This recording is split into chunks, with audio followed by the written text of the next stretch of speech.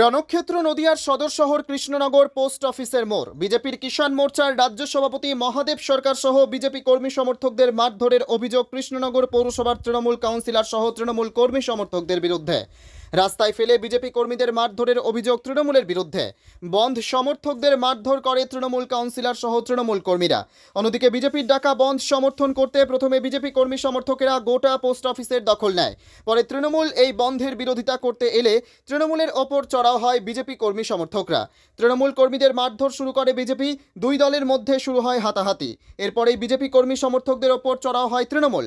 ঘটনার খবর পেয়ে ঘটনাস্থলে পৌঁছায় কৃষ্ণনগর কোতোয়ালি থানার পুলিশ এসে পরিস্থিতি সামাল দেয়।